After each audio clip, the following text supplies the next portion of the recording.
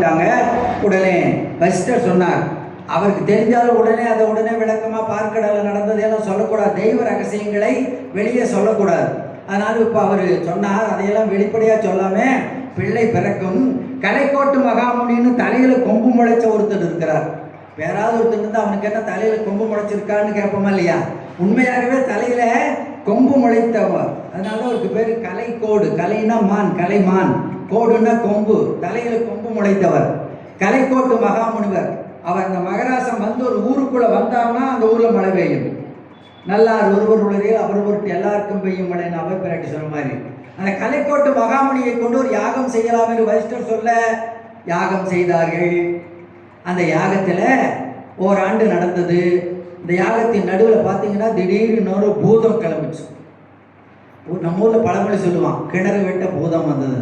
தண்ணி வேணும்னு கிணறு வெட்டுனா தண்ணி வராமல் உன்னை விழுக்கிறன்னு பூதம் வந்தால் எப்படி இருக்கு, அந்த மாதிரி அந்த யாகத்தில் ஒரு பூதம் வந்தது. அதன் கையில் ஒரு தங்க பாத்திரம், அந்த பாத்திரத்தில் அமிர்த பிண்டம் இருந்தது. அந்த பிண்டத்தை அந்த கலைக்கோட்டு மகாமுனிவர் இடத்துல பூதம் கொடுத்தது. அதை வாங்கி கலைக்கோட்டு மகாமுனிவர் வசிஷ்டர் இடத்துல கொடுத்தார். வசிஷ்டர் வாங்கி தசரதன் இடத்துல கொடுத்தார்.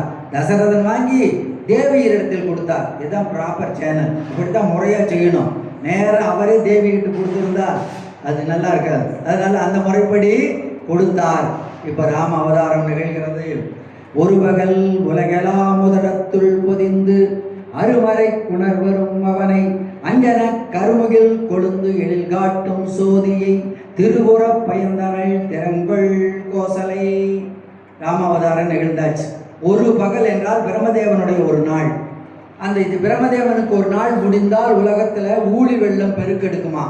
அந்த ஊழி வெள்ளம் பெருக்கெடுக்கிற போது காக்கப்பட வேண்டிய உயிர்களை எல்லாம் கண்ணன் தன்னுடைய வயிற்றில் எடுத்து வைத்து கொண்டு அந்த பெருக்கெடுத்து ஓடுகின்ற ஊழி வெள்ளத்தில் மிதக்கின்ற ஒரு சின்ன சிறிய ஆளிலையில் ஒன்றும் தெரியாத குழந்தை மாதிரி கட்டை விரலை சூப்பி கொண்டு வயிற்றுக்குள்ள இந்த உலகங்களை எல்லாம் அடக்கி கொண்டு இந்த உலகத்தை காப்பாற்றுவானாம். அதனால்தான் ஆலமா மரத்தின் இலைமேல் ஒரு பாலகனாய் ஞாலம் 7 உண்டான் என்று ஆழ்வார்கள் அனுபவிப்பார்கள்.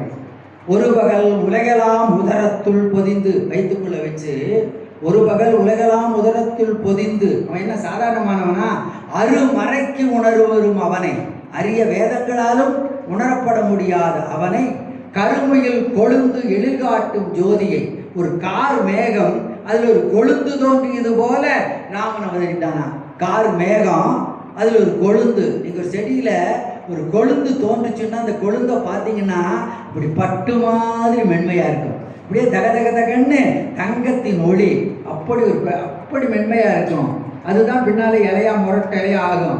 அந்த மாதிரி ஒரு கார் மேகத்தில் நிறம் கார் மேகம், அதில் ஒரு கொழுந்து தோன்றியது போல் அவ்வளவு அழகோடும் தேஜஸோடும் அப்படி தோன்றினான் என்று அவருடைய அவதாரத்தை பாடுறார். இது மணிக்கணக்கில் பேச வேண்டியது ராமாவதாரம், சுருக்கமாக சொல்லிட்டேன். ஒரு பகல் உலகெல்லாம் முதலத்துள் பொதிந்து அருமறைக்கு உணர்வரும் அவனை அஞ்சன கருமுகில் கொழுந்து எழில் காட்டும் ஜோதியை திருவுற பயந்தனள் திறங்கொள் கோசலை. திறமை படைத்தவளாகிய கோசலை பெற்றெடுத்தான்னா. இதில் எனக்கு குழந்தையை பெற்றெடுக்கிறது என்ன பேர்? எல்லா தாய்மாரும் தான் குழந்தையை பெற்றெடுக்கிறாங்க. இதில் கோசலைக்கு என்ன தனித்திறன் என்றால், உலகத்தையே தன்னுடைய வயிற்றில் அடக்கிறவனை தன்னுடைய வயிற்றுக்குள்ள சின்னஞ்சிறிய வயிற்றில் ஒருத்தி அடக்கி இருந்தாள்னா அவள் திறமை பெற்றவளாகத்தானே இருக்க வேண்டும். இப்படி யசோதையை சொல்கிற போது அவ்வளவு கிருஷ்ணனை உரலை வெட்டி அடித்தது யசோதையினுடைய பெருமைன்னு பேசுவார்களோ, அந்த மாதிரி சின்னஞ்சிறிய வயிற்றுக்குள்ள உலகத்தையே ஊழிக்காலத்தில் தன் வயிற்றுக்குள்ளே அடக்கியிருப்போன வைத்து 12 மாதங்கள் பெற்றெடுத்தாள் என்று அந்த கோசலையின் சிறப்பை பேசுகிறாங்க.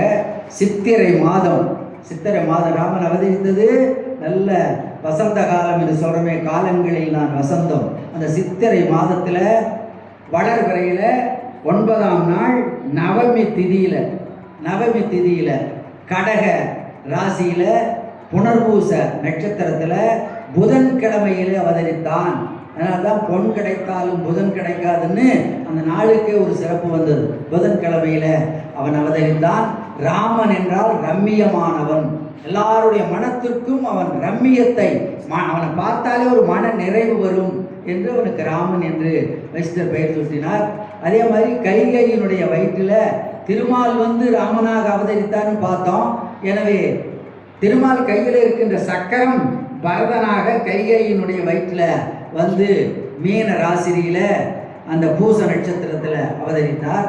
அதே மாதிரி சுமந்தரையினுடைய வயிற்றில் பெருமாள் கையில் இருக்கின்ற சங்கும் பெருமாள் படுத்திருக்கிற ஆதி சேடனும் ரெண்டும் வந்து ரெண்டு குழந்தை. ஏனென்றால் அந்த நேரம் ஆயிட்டதுனால அதையெல்லாம் நான் விளக்கி சொல்லாமல் வந்தேன். இந்த அமிர்த பிண்டத்தை கொடுக்கின்ற போது 3 தேவிகளுக்கும் கொடுக்கிற போது முதல்ல கோசலைக்கு கொடுத்து அதில் பாதிய கைகைக்கு கொடுத்து மிச்சத்தை சுமந்தரை கொடுத்தா கடைசியில் கொஞ்சம் மிச்சம் இருந்தது. இனி இதை பங்கு போட முடியாதுன்னு அதை மற்றொரு பாகத்தையும் சுமந்தரை கொடுத்தனால அவளுக்கு மட்டும் 2 பிள்ளை. இதெல்லாம் நேரம் இல்லாதனால வந்துட்டோம். நீங்களாம் ஏற்கனவே பல முறை கேட்டவங்க இதெல்லாம் தெரிஞ்சிருப்பீங்க, அதனால் அது சொல்லாட்டியும் குறையில்லை. அதனால் இப்போது அந்த சுமந்தரியினுடைய வயிற்றிலே ஆதிசேடனுடைய அம்சமாகிய இலக்கவனும் கடகராசி. ராமனுக்கு அவனுக்கு ஒரே ராசி, அதான் பிரியாமல் இருக்கிறாங்க. ஆனால் நட்சத்திரம் அவன் புனர்பூச நட்சத்திரம், இவன் ஆயிலி நட்சத்திரம். அதே மாதிரி கடைசியில் சத்துருக்கன் சங்கின் அம்சமாக சத்துருக்கன் சிம்ம ராசி மகம் நட்சத்திரத்தில் 4 பேரும் அவதரித்தார்கள். அப்புறம் வளர்ந்தான். அவதரித்ததை மட்டும்தான் கம்பர் சொன்னார். குழந்தை பருவத்தை கம்பர் பாடவில்லை, தாலாட்டே பாடலை. அதுக்கெல்லாம் பல காரணங்கள் உண்டு, ஆராய்ச்சிகள் உண்டு. அது கம்பருக்கு பிள்ளை சோகம் உண்டு என்றும் தன்னுடைய ஒரே பிள்ளையாகி அம்பிகாபதியை இழந்ததுனால கம்பர் சோகத்தின் காரணமாக பிள்ளை பருவத்தை பாடவில்லை என்றெல்லாம் ஆராய்ச்சி பண்ணுறாங்க. அது பார்த்துக்கலாம். 5 வயசு பிள்ளையா காட்டுறான். 5 வயது பிள்ளையா குருகுலத்துக்கு வசிஷ்டர்கிட்ட நடந்து போகிறான். தேரில் போக வேண்டியவன்.